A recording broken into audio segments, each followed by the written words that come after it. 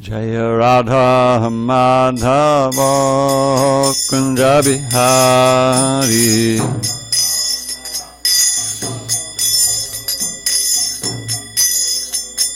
Jaya Radha Madhava Kunja Bihari.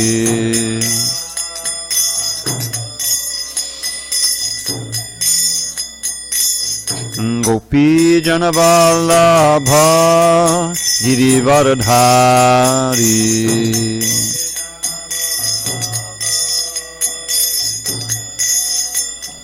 Jaya Gopi Janavallabha Girivardhari.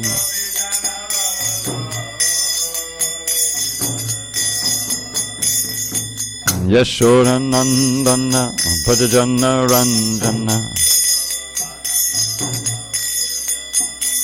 Yashodanandana Bhajana Ranjana. Yamuna Tira Vanachari. Yamuna Tira Vanachari. Jaya Radha Madhava Kunja Bihari.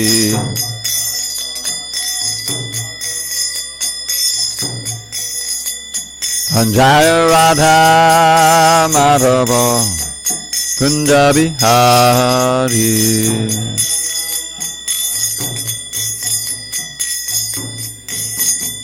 Jaya Radha Madhava Kunja Bihari.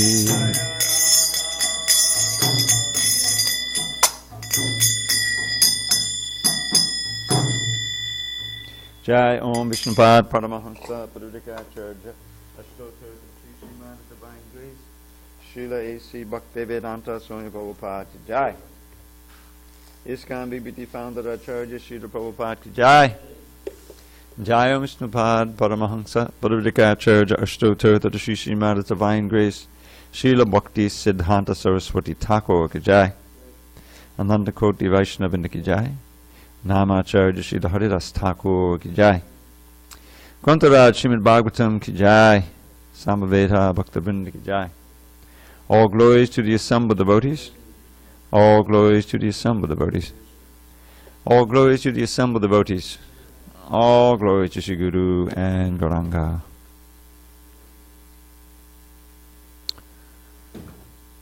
Narayanam Namaskritya Narang Chaiva Narottamam Devim Saraswatim Vyasam Tato Jayamudiriye. Before reciting this Srimad Bhagavatam, which is our very means of conquest, we should offer our respectful obeisances unto Lord Narayan, the Supreme Personality of Godhead, unto Narayan Rishi, the Supremest Human Being, unto Mother Saraswati, the Goddess of Learning, unto Srila Vyasadeva, the author, and unto Srila Prabhupada, the translator, commentator, and our spiritual master. Anashtapayesha Bhadreshu Nityam Bhagavata Sevaya Bhagavat Yuttama Shloke Bhakti Bhavati Naishtaki. By regular attendance in classes on Srimad Bhagavatam and by rendering devotional service to the pure devotee, all that is inauspicious within the heart is destroyed almost to nil, and loving devotion to the Supreme Lord, who is glorified in transcendental songs, is established as an irrevocable fact. Om Namo Bhagavate Vasudevaya. Om Namo Bhagavate Vasudevaya.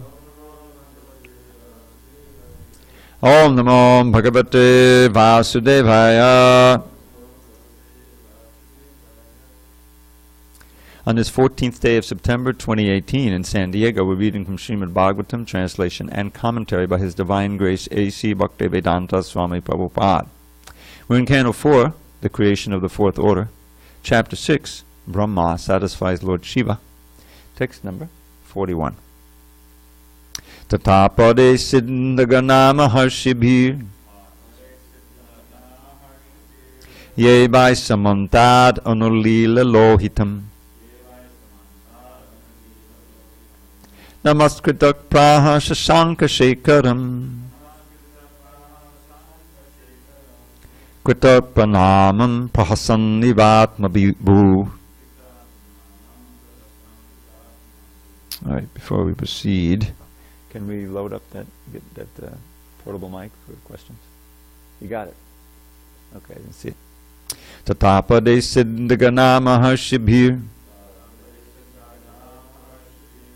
ye vai samantad anunila lohitam namaskrita praha shashanka shekaram kritak pranamam prahasannivatma bhuhu. Tatapade siddhagana maharshibhir ye vai samantad anunila lohitam namaskritak praha shashanka shekaram kritak pranamam prahasannivatma bhuhu.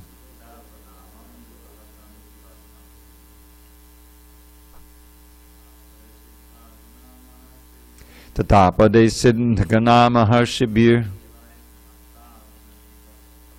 ye vai samantad anunila lohitam namaskritak praha shashanka shekaram kritak pranamam prahasannivatma bhu. Tatapade siddhagana maharshibhir ye vai samantad anunila lohitam namaskritak praha shashanka shekaram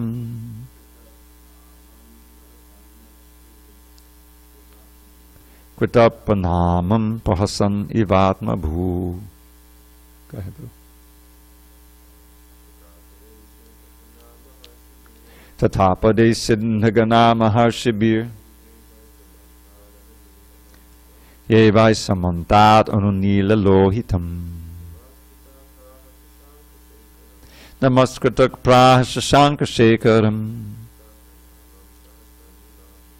kritak pranamam prahasannivatma bhu. Tata, so, apare, the others, siddhaganaha, the siddhas, maharishibhihi, along with the great sages, ye, who, vai, indeed, samantat, from all sides, anu, after, nilalohitam, Lord Shiva, namaskritaha, making obeisances, praha, said, shashanka, shekaram, to Lord Shiva, kritak pranamam, having made obeisances, prahasan, smiling, iva,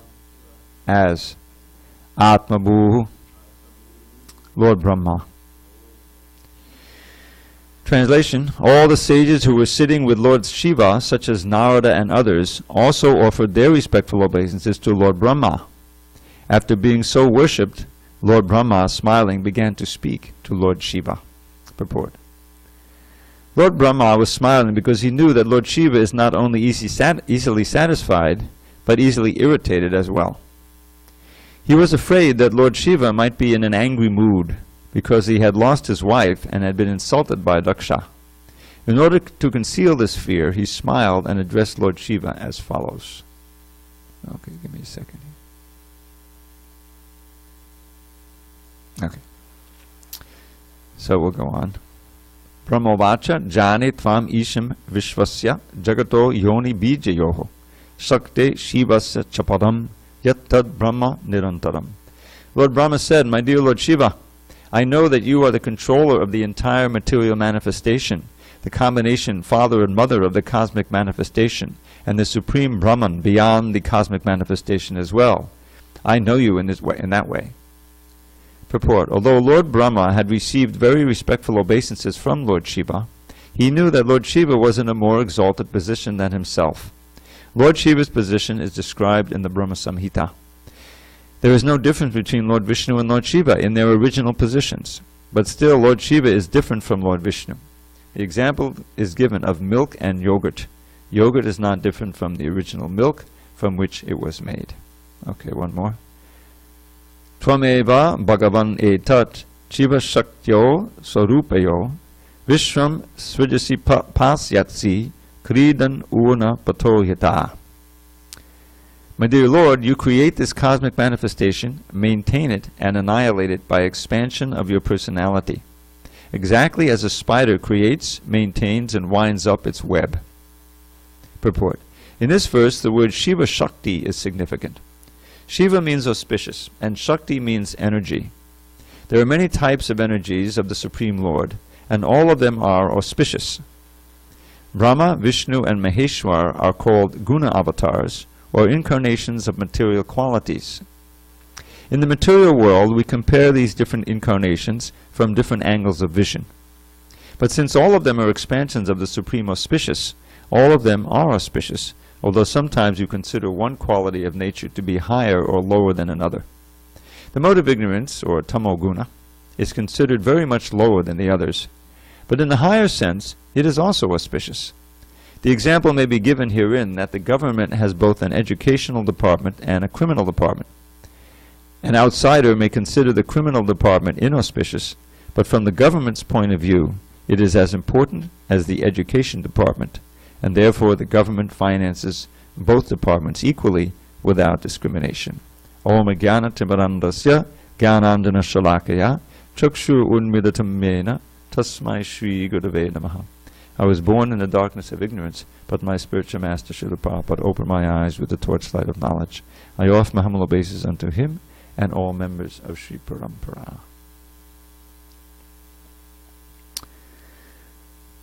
So, we see this very interesting scene here where Lord Brahma, wanting to pacify Lord Shiva, has gone with all the other demigods and associates of Daksha, who had been severely chastised by Virabhadra, and he's going to try to pacify Shiva because they figure Shiva has become enraged at the suicide of Sati, and all because of Daksha's hubris, his false pride and his ego and so forth. So here he's praising him. He's praising him in the same level as Vishnu. This could have been offered to Vishnu. You create this cosmic manifestation, maintain it, annihilate it by expansion of your personality, exactly as a spider creates, maintains, and winds up this web. I've seen verses in the Bhagavatam practically identical describing Vishnu. So that becomes clear in the purports here, where Prabhupada he cites in the previous purport, the Brahma Samhita, where it's described how Chiram yatar dhari vikata bhasheshi yogat sanjayate natutatak pratagasti heto yaksham bhutama pitasatama paidikayat govindamadi purusham tamaham bhajami. So all of these verses are peons to Govinda. So here it says, in that verse of the Brahma Samhita, just as milk becomes yogurt by the addition of a yogurt culture, Dadi Vikara, by a transformation, becomes yogurt. But it's still the same substance. Similarly, for a certain purpose, namely the creation and ultimately destruction, but here he talks, you, Govinda, I worship Govinda, who becomes Shiva, his aspect of being in touch with the material energy is Lord Shiva. It's still milk, it's still in essence the same, but he functions differently, has a different function. So that is being, based upon that understanding, Brahma is addressing Shiva as superior than himself, and he is ontologically superior. So then the interesting, one interesting aspect here is that Shiva Shakti, Shiva means auspicious. So, but the activities of Shiva, you would say, are not ordinarily considered auspicious. This destruction, you can just imagine what's going on at that time. You know, there's a huge fire, there's huge floods, just like everyone's panicking. There's this little flood going on the east coast of the United States from the hurricane. But it causes huge havoc in people's lives. And you can imagine the anxiety. In Houston, they're still recovering. People are still recovering, and they will for years from last year's floods from the hurricane in the Gulf. Your home, you know, all of your sense of security. You know if you got poisoned, because there are all of these petrochemical factories there, and all that flooding just merged everything together. It's a nightmare. So imagine at the end of the universe, where there's this huge, is it flood first and then fire? I think it's flood and then fire. But the flooding, it just keeps raining and raining and raining and raining and raining, and everything just floods. Try to imagine that. You know, they have Noah's Ark, right? There's a flood in the Bible. So it's how can that be auspicious? You know, I had all these plans, and I was a good person, and now suddenly God is raining down all of this. So, and what to speak of Shiva's associates, and the Bhutas and the Pretas and the ghosts and the hobgoblins.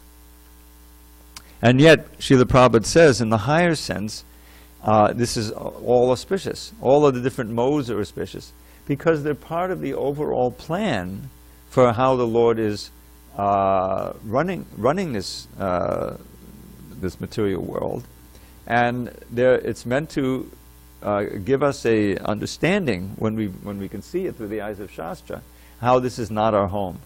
That no matter how good you are personally, you're going to be in touch with things that are in the mode of ignorance, and that's going to make your life unsteady and miserable and painful. And that's a lesson to be learned. Is that, oh, let's get out. For the example of the criminal department, Prabhupada gives here, which he often gives. Okay, so we're in the criminal department now. This is what Durga means. It's a prison house or a fort. And in the prison, when you realize that, it's not meant for enjoyment. It's meant for punishment. And hopefully, in an enlightened state, for reformation.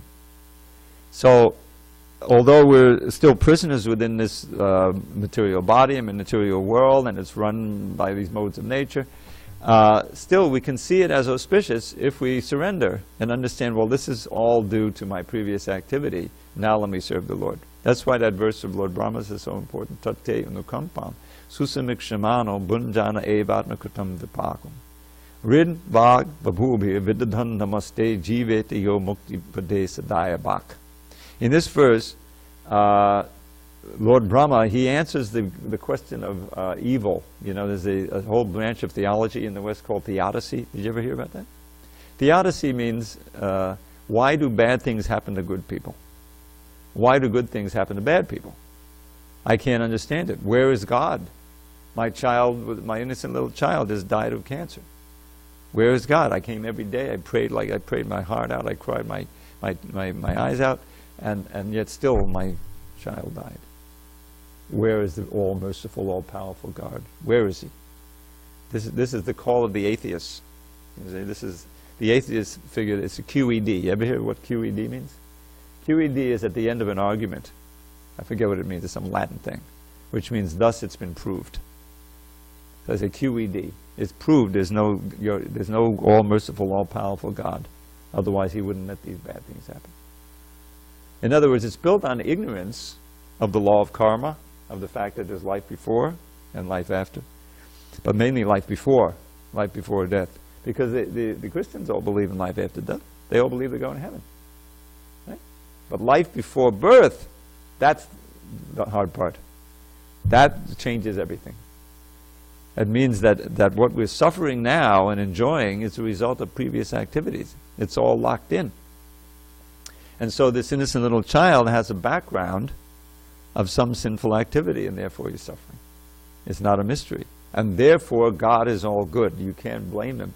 The whole point of this verse is a tate nukampam susamik shamano, to be always seeing and looking for the mercy of the Lord and seeing everything as the mercy of the Lord. And bunjana evatmakritam vipakam. when bunjana vipakam, when you experience misery, difficulty, danger, something painful, it said, oh, atmakritam, I did it. It's all wholly and solely a result of my previous activities. That means you don't blame God, nor do you blame anyone else. Both of those have to be there. Because even the so-called religionists, they'll blame someone else. They won't blame God, maybe, but they'll blame someone else. Anything but me, that I'm responsible. And if you take responsibility for your own suffering, then it means that it's in your hands to relieve the suffering also. You see? In other words, I have it in my power, by minute independence, to change my behavior and make my future auspicious. If I have this faith that God is completely just, that it's all coming because of what I did. Atmakatam vipakam. And the proof of your understanding this is that with your rid, vag, and vipubhi, with your heart, with your words, and with your senses, your body, you continue to serve the Lord and offer obeisances. Namaste. Rid, vag, vidadhan, namaste. Then what's the auspicious result of this attitude, actually having this consciousness? What, you remember that, the last line there? Dayabak. Yojivadi mukti pade sadayabak. That one is, dayabak is a word used in reference to an heir, someone who's inheriting something. So if you're the only son of a rich man, and he's in his last 10 years of life, all you need to do, because you can't become a complete nonsense, but all you need to do is basically just stay alive. You don't have to have any great project. Just stay alive, and then after a certain period, you'll become rich. In other words, you have a right. It's your inheritance right to inherit the property of your father. Similarly, if you have this attitude in your life, and you rid namaste, and you continue to offer your obeisances and with the heart and body and mind and words to the Lord, continue serving in proper attitude, seeing Him as all merciful, then you're sure to go back to Godhead. So it's but it's not easy to get that attitude, because our tendency is to consider ourselves flawless, faultless. You know, why I didn't do anything bad. Why am I suffering? So that attitude has to be given up. So in this sense, all of Krishna's energies, everything is auspicious. Everything is auspicious, if you see it that way. If God is everywhere and He's in control of everything and He's guiding everything, then the material energy is also auspicious in a higher sense. So that's what's being mentioned here. So Shiva is being given all this honor because he really is a manifestation of Vishnu. He has his own tattva. He's not Vishnu tattva, but he's not Jiva tattva. He's Shiva tattva. And therefore he's in a very high position, even though as a matter of etiquette he's offering those obeisances to Brahma because he's senior and he's his father and so forth like that.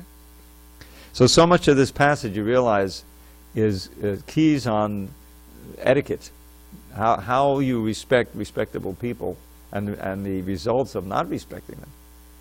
So important. This Vaishnava etiquette is the way in which we can live together and relate to each other, and that'll help our devotional service rather than damage it. Because what is this whole thing about? You know, the worst offense is to offend the devotees, and that offense against the holy name can destroy your entire career in devotional service. So understanding how to respect the respectable, and seeing that this material world is really our friend. Otherwise, what does that mean? How does it go? Anasaktasya vishayan yataham apayunjata. We know that an essential aspect of devotional service is developing vairagya, right? This famous verse by Sarvabhauma Bhattacharya, he wrote when he saw the Shadbhuja, six-armed form of the Lord, and then he realized who Lord Chaitanya was. He's Krishna. He became a full-on bhakta. So he wrote these two verses. First he wrote these 100 verses, Shloka Shatakam, and then he wrote two special verses, most famous of which is this Vairagya Vidya Nija Bhakti Yoga. Shikshatam Ekak Purushak Purana. The same ancient person, Purushak Purana, has now come as Chaitanya Mahashi Krishna Chaitanya Sharira Dadi. He's assumed the body of Sri Krishna Chaitanya. Why? He came to teach bhakti to himself. Krishna came to teach bhakti to himself in the form of Lord Chaitanya, characterized by vairagya and vidya, by detachment and by knowledge. They go together. There's really no detachment without knowledge. But the detachment is a result of the knowledge, or more precisely, the bhakti that you engage in on the basis of the knowledge. And knowledge increases, and vairagya increase spontaneously by that bhakti if it's sincere. So that vairagya has to be there, and vairagya from what? From all of these objects in the material world that attract us. So how can we live in the material world and be exposed to all these things and have our senses agitated and still be bhaktas? So the answer is in this verse, anasaktasya vishayan. Without attachment, taking the vishayas, the very object of the senses, such as nice things to eat, and beautiful clothes, beautiful music, whatever. Even if you're married, as Bhaktivinoda put it, my wife, my home, my family, my money, all dedicated to you. So, and as appropriate, yataham upayunjana, engaging them in service to Krishna. Anasakta yataham upayunjana, nirbandha Krishna sambandhe. Not getting bound up to them by detachment, but Krishna bandhe, Krishna sambandhe. Connecting them to Krishna and thus connecting yourself to Krishna. This is called yukta vairagya. Yukta vairagya is detachment in yoga, and that's essential aspect. So in that sense, all this whole material world is auspicious because it's paraphernalia for serving Krishna. And when masses of people, a whole society is like that, it's Vaikuntha even on this earth. The description of Yudhishthira's reign and Parikshit's reign and Prithu's reign. You see, the people were happy, and they were properly engaged in their services, and they were protected by the great king. So that's what it's meant to be. So in that sense, the material world is also auspicious when you see the hand of Krishna everywhere, and you try to use everything in his service. Okay, any comments or questions on these points? I want to leave a little bit of time for Lalita Ashtaka. Rupa Goswami, this is Lalita's appearance day. Lalita is the foremost of Radharani's Sakhis. Lalita and Vishaka are two most intimate. And Lalita is known as Anuradha because she's following Radha everywhere. She's the most closest associate. So years ago, I used to go to Vrindavan every year around Kartik time. We had a BBT conference. Editorial conference at that time. This is the early aughts. And I was fortunate enough at that time to be able to participate in like outings. You know Prashanta there, she's been there forever. She runs the BIHE. I don't know if you know her. And so she would ask me, she's this widow lady, to lead out a group of devotees in a bus. She would rent a little bus. And we go out to different spots in Vrindavan.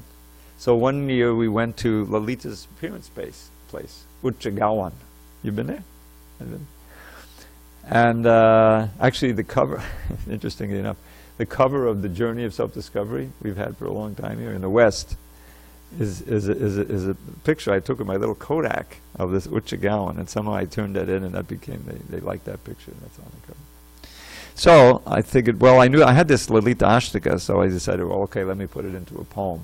And when we got there, we all sang it, and we printed it out, and we had this Sanskrit as well, so it was a lot of fun. So I thought that this would be appropriate to share with you, if it's okay, for the assembled devotees and the internet, if there are anyone, is anyone out there. Okay, just give me a second here.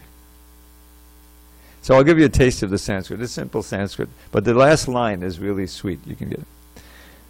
Radha Mukunda Padasa. This is by Rupa Goswami, and I put it in a poem in 2005.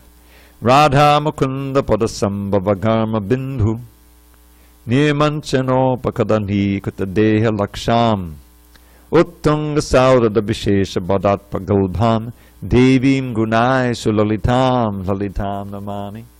The Lalita means very charming and attractive.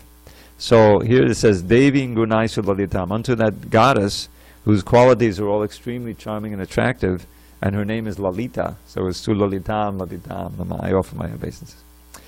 So the first verse says, she wipes away each drop of perspiration on the feet of Radha and Mukunda as they stage their lovers' fight. Imbued with deepest love, she cannot let Sri Krishna cheat Sri Radha, so she ridicules him to his great delight. To lovely Lalita, Sri Radha's bold and clever friend, obeisances I offer without end. The beauty of her face rebukes the full moon's golden glow, and when she's angry, that sweet beauty grows 100-fold. Her eyes resemble those belonging to a frightened doe. For expertise in decorating Radha, she's extolled. To lovely Lalita, Sri Radha's bold and clever friend, obeisances I offer without end. With wondrous colors of a dancing peacock's vivid plumes, her bodice ornaments and silken raiment brightly shine. The fair complexion of her graceful, charming limbs consumes the pride of gold Gorochana, the best of unguents fine. To lovely Lalita, Sri Radha's bold and clever friend, obeisances I offer without end. So Gorochana, I learned this many years ago. Hopefully it's accurate. It's a bright yellow pigment that can also be used for tilak. I think Krishna may use it for tilak. You know how they make it? They boil down cow's urine until it's a fine powder. And then you add a little water and it becomes like tilak. So it's a very special unguent. She said, O Radha, listen carefully for your own good. With skill, rebuff advances from Vrajendra's crafty son. O dear dishonored friend, if you're submissive, then you would assure he will assume your heart can easily be won. To lovely Lalita, Sri Radha's bold and clever friend, obeisances I offer without end. In Braja's woods, when Radha and the son of Nanda meet, they wage a blissful gambling match as all their friends look on. But when Sri Lalita sees Shyamasundar try to cheat, she floods him with her angry insults till his pride is gone. To lovely Lalita, Sri Radha's bold and clever friend, obeisances I offer without end. She is the dearmost object of Yashoda's boundless love. She teaches all her friends the arts of friendship for her lords, Sri Radha and Mukunda, whom she values far above her own life. O my friends, her glories far exceed my words. To lovely Lalita, Sri Radha's bold and clever friend, obeisances I offer without end. She worked with all her friends to plan a daytime rendezvous of Radha and Mukunda in a lush Kadamba grove. And when she saw Sri Krishna block Sri Radha's path, she knew she'd suddenly achieved the precious goal for which she strove. To lovely Lalita, Sri Radha's bold and clever friend, obeisances I offer without end. Of all Sri Radha's cherished friends, she is the favorite. Indeed, she's Anuradha, she who follows Radha best. When Radha and Mukunda meet for pastimes intimate, she sees their meeting as the greatest joyful nectar fest. To lovely Lalita, Sri Radha's bold and clever friend, obeisances I offer without end. A devotee who happily and purely sings this hymn, describing lovely Lalita's extraordinary traits, will win the favor of Sri Radha, who will welcome him with love into the circle of her close associates. To lovely Lalita, Sri Radha's bold and clever friend, obeisances I offer without end. There you go. Any questions? Well, we have a few minutes, huh? Rupa Goswami. This is Rupa Goswami.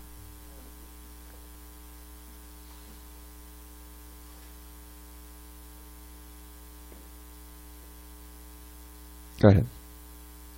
Is Lalita kind of also said to be a little fiery?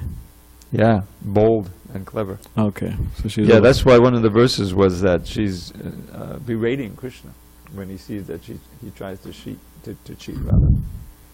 So that's her mood. But that's very pleasing to Krishna. Okay. He gets a lot of joy out of his, and when they steal his flute, you know, and there's an argument and all that stuff. That's part of the whole mood. Because I have an older god sister. Her name's Lolita. She's a little, yeah, you know her, Prem Vilas and Lolita from. I know her very well. From. Yeah, I go to visit them every year. So she'd probably not like that with you, but with others sometimes she's a little. Oh yeah. She's a little fiery. Yeah, she's a very unusual lady. She's an Indian lady who grew up, but she spent time in an ashram, I think in Philadelphia or something. So she's.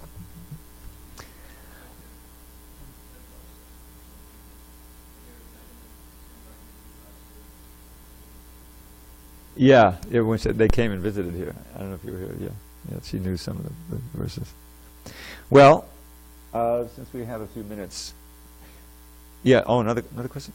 So I thought, since Radharani becomes very pleased when you glorify Lalita, similarly, Lalita becomes very pleased, since it's her day, when you glorify Radharani. So I'm going to read a few of this Radhikashtaka, which I'll also recite probably on Sunday. Sunday? Sunday. So just a taste for the Sanskrit. This one is pretty unique. Kunkamakta kanchanam jagavahari gorabha pitananchitam jaganda kirti nindi sorabha pallavesha suna sava vanchitarti sadika mayamatmapara purna dasa dastu radhika. This is a parrot song. This is the Shari, female parrot. Her gold complexion steals the pride of golden lotus tinged with red. Her fragrance mocks the scent of lotus bloom with saffron powder spread. Her skill in satisfying Shri Hari is perfect and complete. May Radhika bestow on me the service of her lotus feet. Her wondrous silken garments shame the splendor rubies can display. She is a blooming garden where the bee of Krishna loves to play. She worships Surya every day so she and Madhava can meet. May Radhika bestow on me the service of her lotus feet. Eclipsed by Radha's tenderness, the fame of budding blossoms dims. The moon, the lotus, sandal paste, and camphor serve her cooling limbs. When Krishna burns with love's desires, her soothing touch dispels the heat. May Radhika bestow on me the service of her lotus feet. Though youthful goddesses, adored by all, adore the goddess Shri, she lacks Shri Radha's beauty, youth, and every other quality. So when it comes to lovers' sports, with Radha no one can compete. May Radhika bestow on me the service of her lotus feet. Within the rasa dance, her singing and her joking are the best. She shines with countless traits divine, like love and gorgeous form and dress. Among the famous gopis of Vrindavan, she is supremely sweet. May Radhika bestow on me the service of her lotus feet. Eternal pastimes, beauty, youth, and love for Krishna make her rich. The loving gopis tremble just to see that love at highest pitch. Her meditation on Sri Krishna's form and pastimes is complete. May Radhika bestow on me the service of her lotus feet. Perspiring, trembling, hairs on end, and crying, faltering of the voice, impatience, joy, and guile, these signs of rapture make her friends rejoice. For Krishna's eyes, these many gem-like ecstasies provide a treat. May Radhika bestow on me the service of her lotus feet.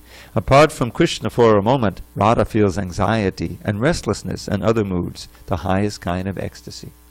But when she meets him with some effort, all her sufferings retreat. May Radhika bestow on me the service of her lotus feet. Exalted goddesses like Parvati can hardly ever see Shri Krishna's lover Radhika, but if a humble devotee recites these verses, then Shri Radha, who enjoys with Shri Hari, will pour the nectar of her service down on him eternally.